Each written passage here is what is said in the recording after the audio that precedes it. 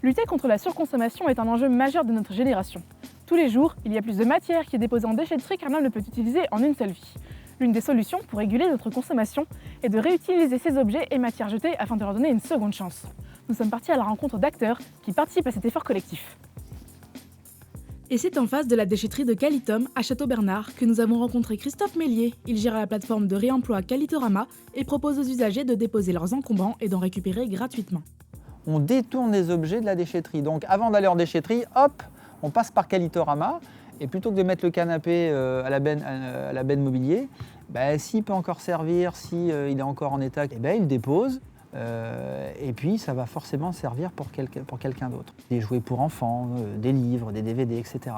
Les gens de Château-Bernard et de Cognac, ils ont vraiment ce truc-là, ils ont le réflexe Calitorama. Le site propose aussi des ateliers afin d'apprendre à consommer autrement et lutter contre le gaspillage. C'est une histoire en fait de sensibiliser la population à une façon de consommer autrement, leur faire prendre conscience que c'est à chacun d'être acteur en fait. Nous avons assisté à celui sur la création de cosmétiques maison. Au programme, en apprendre plus sur les produits de grande surface et repartir avec sa propre fabrication.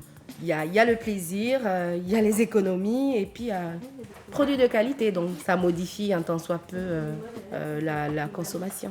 Sylvie Caillot anime cet atelier. Elle travaille pour l'association Charente Nature. On a créé les ateliers et ils sont toujours sur des thématiques très précises. Comment est-ce qu'on peut acheter des produits cosmétiques moins nocifs pour la santé et pour l'environnement et comment on peut peut-être en fabriquer soi-même. Souvent on sait qu'il faut faire des choses mais on ne sait pas comment les mettre en pratique de façon concrète.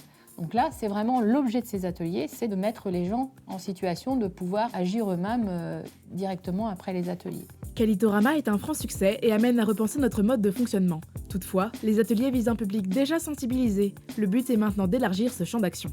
Aussi, nous avons remarqué que les meubles avaient été réalisés dans la même optique de réemploi. Signé Le Carré Bouge, nous sommes partis à la rencontre de l'un de ses créateurs, Boris Le Floch. Alors, Le Carré Bouge est une association composée de créateurs, artistes, designers pour promouvoir une idée commune qui est l'upcycling, c'est-à-dire de pouvoir redonner vie à un objet en valorisant sa fonction.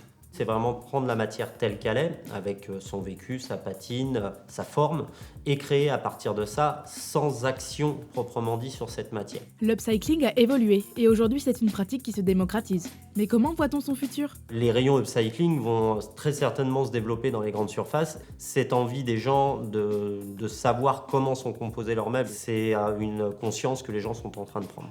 Le réemploi, que ce soit des objets ou des matières, est donc un bon moyen de lutter contre le gaspillage et de réduire nos déchets. Ces démarches permettent d'adopter une consommation plus responsable, car l'éducation à l'environnement, c'est pour tout le monde et pour toute la vie.